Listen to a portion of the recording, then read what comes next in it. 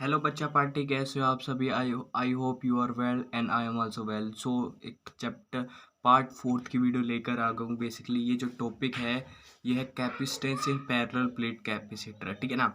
अब बच्चे सोचोगे सर डाइलेक्ट्रिक वाला टॉपिक यहाँ पर लिख रखा है, ये क्यों नहीं? तो पहले मैं बता देता हूँ। पहले मैंने पैरेलल प्लेट कैपेसिटर पढ़ाया था जिसमें मैंने बीच में इंसुलेटर डाला था। सुन लो पहली बात मैं क्या कहना चाहूँ। पैरेलल प्लेट कैपेसिटर पढ़ाया था तो उसमें हमने पहले इंसुलेटर डाला था जिसकी value A epsilon naught by D I थी। A epsilon naught by D I थी। इतनी बात क्लियर है आपको? अब हम बात करेंगे अगर हम कंडक्टर डालें, कंडक्टर के बाद हम डालेंगे डाइलेक्ट्रिक, ठीक है। तो पहले कंडक्टर वाला टॉपिक कर लो कि कंडक्टर वाला क्या होता है। तो capacitance in parallel plate capacitor में क्या होता है, अगर हम इंसुलेटर तो डाल के देख ले तो हमारी ये वैल्यू आई, पर हमने क्या देखा, हम जब कंडक्टर की वैल्यू बोला कंडक्टर बीच में डालते तो क्या होता है कि कंडक्टर डालने से हमारा क्या होता है कि जो रहता है ना जो कैरी करने का चार्ज, यानी कि ये और भी ज़्यादा, ये जो प्लेट है पैरेलल प्लेट कैपेसिटर है, ये और भी ज़्यादा चार्ज कैरी कर सकते हैं। तो पैरेलल प्लेट कैपेसिटर का कैसा कंसेप्ट है वो थोड़ा सा समझा देता हूँ।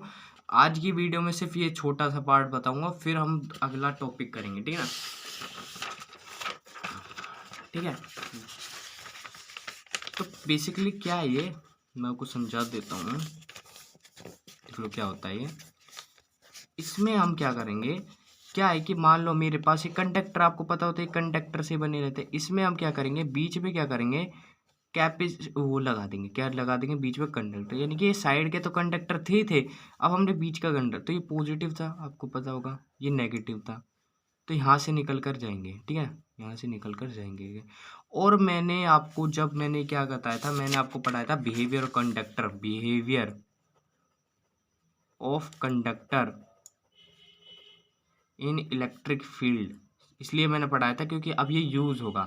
मैंने क्या कहा था, बीच में इलेक्ट्रिक फील्ड कितनी होती है, ज़ीरो होती है। इलेक्ट्रिक फील्ड कितनी होती है, ज़ीरो होती है। और चार्ज जो है रिसाइड्स करते हैं आउटसाइड की तरफ, मतलब बाहर की तरफ, ठीक है। और मैंने ये भी बताया था कि अगर मान लो ये आपका कैपेसिटर है, सॉरी आपका कंडक्टर है, और बीच में यहाँ पर इलेक्ट्रिक फील्ड जा रही है, ठीक है, ये तो मान लो कोई इलेक्ट्रिक फील्ड ई है, तो अंदर भी नेगेटिव नेगेटिव नेगेटिव और यहाँ पॉजिटिव पॉजिटिव, अंदर भी एक इलेक्ट्रिक फील्ड बनेगी, that is E naught. E naught या ई आई ले लो। और मैंने क्या कहा था, ई नेट कितना होता है इसमें, यानी कि इलेक्ट्रिक फील्ड कितनी होती है, ज़ीरो होती है। मैंने ये बताया था आपको, ठीक है। इतनी बात क्लियर है, इतनी बात क्लियर है, यानी कि इसकी वैल्यू जो होती है वो ज़ीरो होती है। अब समझो क्या है कि अब हमने कैपेसिटर डाला, हमें पता है इसकी इलेक्ट्रिक फील्ड की वैल्यू ज़ीरो होगी, ठीक है। तो वही मैंने यहाँ पर लिखा है कि पहले सी नोट, अगर मैं कंडक्टर नहीं डालता हूँ तो पहले कैपेसिटेंस क्या आएगा मेरा, A epsilon not by D, इतना आपको पता है। मैंने कहा था यहाँ पर इंसुलेटर डालो या मत डालो, बात एक ही है, आपकी वैल्यू यही आएगी सी नोट। तो ये इनिशियली हो गया, इनिशियली हो गया, ठीक है ना, इनिशियली हो गया, ठीक है, ये इनिशियली हो गया। मैं 3 बार कह रहा हूँ इनिशियली हो गया, ये शुरू का हो गया है जब हमने कंडक्टर नहीं डाला था। अब ये क्या है, ई नोट, यानी कि अंदर की इलेक्ट्रिक फील्ड, ई नोट, ये जो अंदर की इलेक्ट्रिक फील्ड बनाएंगे इसको हम नाम दे रहा है ई नोट। बाहर का रखता है ई, और अंदर के जो यहाँ कंडक्टर के अंदर बनेगा उसको नाम देते हैं ई नोट।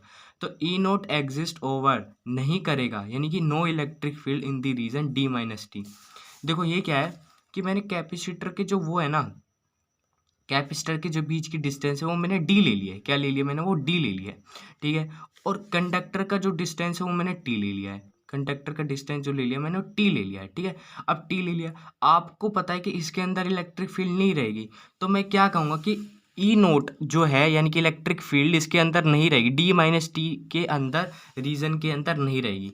इनकी पूरे में से, डी में से इस वाले टी के अंदर इलेक्ट्रिक फील्ड नहीं रहेगी। तो मैंने वही तो करा, डी माइनस टी रीजन पर क्या रहेगी, इलेक्ट्रिक फील्ड नहीं रहेगी। इतनी बात क्लियर है। अब देखो, अगर मैं पोटेंशियल निकालना चाहूँ तो पोटेंशियल का फॉर्मूला क्या होता था, v, अगर मैं निकालूँ तो v upon R equal to E, ये रहता था। v को दूसरी साइड ले तो e इंटू आर, आर का मतलब क्या होता था, एक तरह का डिस्टेंस रहता था। तो मैं पोटेंशियल निकाल रहा हूँ, क्या निकाल रहा हूँ, पोटेंशियल निकाल रहा हूँ। अब किसके बीच का पोटेंशियल निकाल रहा हूँ, इस बीच के पॉइंट का पोटेंशियल निकाल रहा हूँ कितना है। तो बीच के पॉइंट का पोटेंशियल निकाला तो मैंने इलेक्ट्रिक फील्ड ई नोट की वैल्यू डाली, ठीक है। और आपको पता है कि इस रीजन में इलेक्ट्रिक फील्ड नहीं रहेगी, तो मैंने डिस्टेंस कितना ले लिया कि डी माइनस टी में नहीं रहेगा। बात को समझो मैं क्या कहना चाहता हूँ, मैं पूरे का पोटेंशियल निकालना चाहता हूँ, मैं क्या चाहता हूँ, पूरे का पोटेंशियल निकालना चाहता हूँ, ठीक है ना। मैं पूरे का पोटेंशियल निकालना चाहता हूँ, तो मुझे पता है इसके अंदर, इस टी रीजन के अंदर इलेक्ट्रिक फील्ड नहीं रहेगी और इस पूरे के अंदर डी की इलेक्ट्रिक फील्ड रहेगी। तो मैंने डी माइनस टी कर दिया। इसका मतलब डी माइनस टी का लिखने का मतलब है कि टी वाले रीजन में इलेक्ट्रिक फील्ड नहीं रहेगी, इसलिए हम इसको रिड्यूस कर देंगे। इसको क्या कर देंगे, रिड्यूस कर देंगे। मैंने वही लिखा है कि V equal to E naught D minus T. इतनी बात क्लियर है, इतनी बात क्लियर है, कोई कंफ्यूजिंग नहीं रहनी चाहिए, ठीक है। समझिए इस बात को। मैं फिर से आपको एक बार बता देना चाहता हूँ कि इसके अंदर इलेक्ट्रिक फील्ड नहीं रहेगी और इसके डिस्टेंस को मान लेते हैं टी और इसके डी इसको माना था। हमने कहा कि पोटेंशियल निकालो पूरे का, कितना पोटेंशियल होगा, यानी कि कितना हमें वर्क डन करना पड़ेगा चार्ज को इन्फिनिटी से इस पर लाने के लिए। तो हम पहले कह देंगे भाई जो तुम इस रिलेशन से जो तुम डिस्टेंस निकालो, उस डिस्टेंस की वैल्यू है डी माइनस टी, क्योंकि इस पर रीजन नहीं रहेगा, no electric field in this region. यही मैंने लिख रखा है यहाँ पर, ठीक है। इतनी बात क्लियर है। अब एक इलेक्ट्रिक फील्ड का वो भी बताया था कि रिसाइड सरफेस की equal to sigma by epsilon naught. ये भी मैंने एक ड्राइव करवाई थी, आपकी ये वैल्यू करवाई थी ना, सिग्मा बाय एप्सिलॉन नोट रहती है। तो देखो सिग्मा बाय एप्सिलॉन नोट मैंने ई नोट की वैल्यू डाल दी, तो सिग्मा बाय एप्सिलॉन नोट, इसको इलेक्ट्रिक फील्ड मत समझना, ये एप्सिलॉन नोट है, ठीक है। एप्सिलॉन नोट, कई बार बच्चे इसको लिख देते हैं, ठीक है। यहाँ पर आप ई भी लिख सकते हो, ई नोट की जगह ई भी लिख सकते हो, ठीक है। ये पता चल गया, ठीक है। अब सिग्मा को मैं खोल सकता हूँ क्यू बाई ए में, तो मैंने Q by A D minus T खोल दिया, मेरा पोटेंशियल निकल के आ गया। क्यों मैंने पोटेंशियल निकाला, क्योंकि according to C equal to Q by phi मेरा फॉर्मूला रहता है। अब क्यू तो इसमें जो हमारा चार्ज है वो है, वी की वैल्यू हम पुट कर देंगे। मैंने वी की वैल्यू पुट कर दिया, Q by epsilon D minus T. अब ये क्या निकल के आया, A epsilon D 1 minus T by A. इसका मतलब क्या हुआ, इसका मतलब ये हुआ कि देखो देखो इसका मतलब क्या हुआ, इसका मतलब देखो क्यू से तो क्यू कट जाएगा, यहाँ से क्यू से क्यू कट जाएगा, ये ए एप्सिलॉन नोट ऊपर जाएगा और D D wait for minute मैंने क्या है, C equal to Q by V रहता है, वी की वैल्यू रखी Q by A epsilon naught और डिस्टेंस कितनी डी माइनस टी थी। क्यू से क्यू कट गया, ए एप्सिलॉन नोट को ऊपर लेके गया, नीचे आया डी माइनस टी आया, ओके। ए epsilon note D minus T आया, ठीक है ना। तो एवरीवन मैं पता है क्या करूँगा, मैं इसमें ना ए epsilon naught by D, A epsilon naught by D की वैल्यू क्या होती है, सी होती है। देखो ये हमने निकाला था सी इक्वल टू एप्सिलॉन। तो मैं क्या चाहता हूँ, मैं इसमें से इस वाले को निकालना चाहता हूँ, पर डी माइनस में आ रहा है, मुझे डी को बाहर लेना पड़ेगा, तो मैं डी को कॉमन ले सकता हूँ।